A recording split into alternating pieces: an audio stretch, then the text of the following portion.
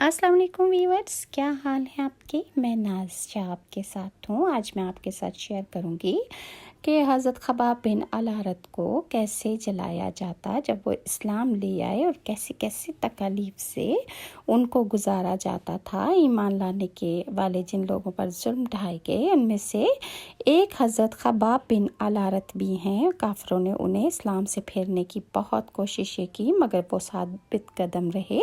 انہیں جاہلیت کے زمانے میں گرفتار کیا گیا تھا، پھر انہیں ایک عورت انمار نے خرید لیا۔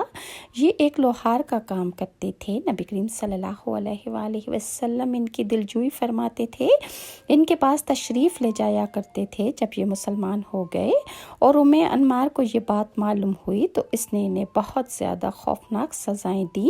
وہ لوہے کا کڑا لے کر اسے آگ پر خوب گرم کرتی، خوب سرخ کرتی، پھر اس کو حضرت خباب رضی اللہ عنہ کے سر پر رکھ دیتی۔